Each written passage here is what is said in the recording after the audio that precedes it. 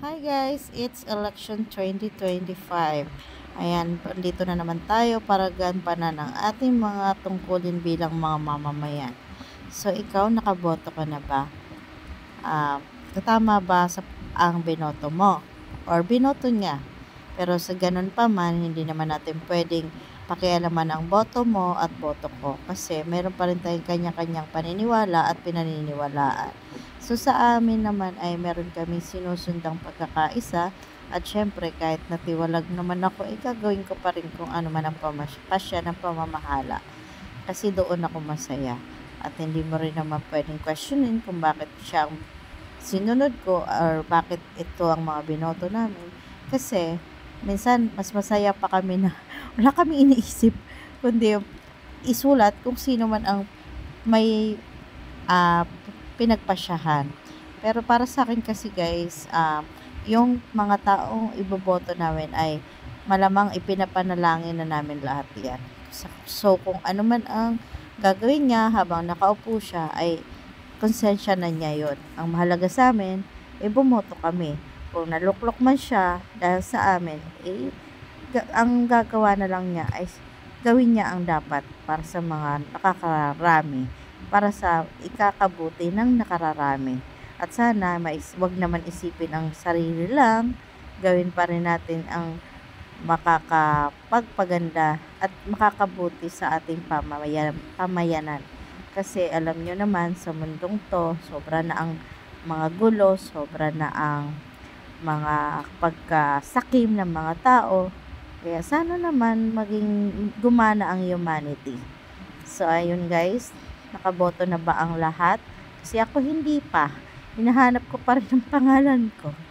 So kung sino man po ang hindi pa nakakaboto dyan, ay bumoto na. At kung nakita mo na ang matsura mo noon, ay sana palitan na ngayon. Kasi hindi naman nakakatuwa. Yung mga picture noon, hindi na ako makita.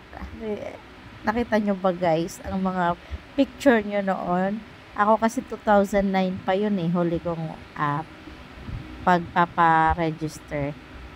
So as you can see guys, wala pa din yung akin. Hindi ko pa rin makita ang aking pangalan. Ayun, yun lang.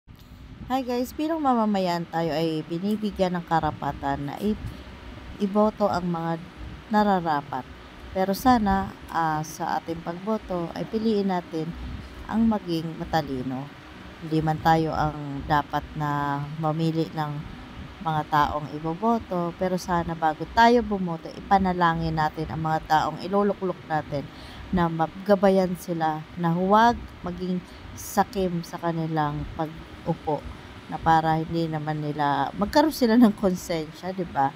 Kasi hindi lang naman tayo ang magiging kawawa kapag napabayaan nila ang tungkulin nila bilang mamamayan.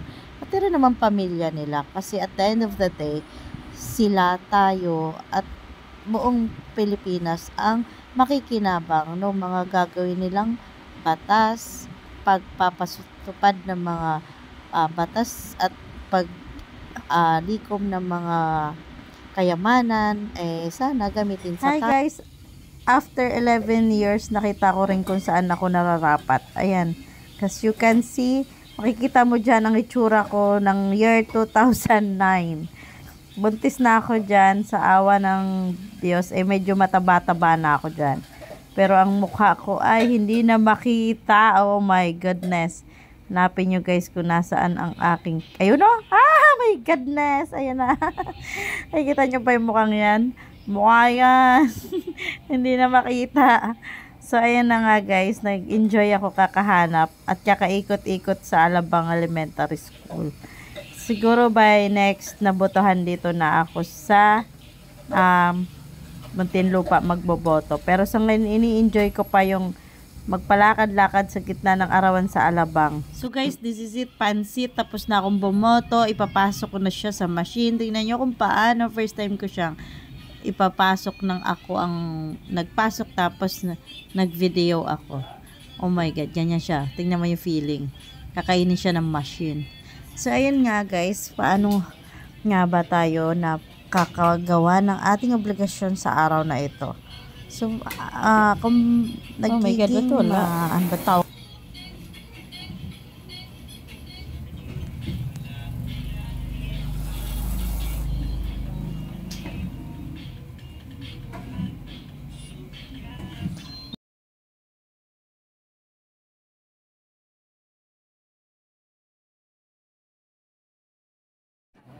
Ito mo.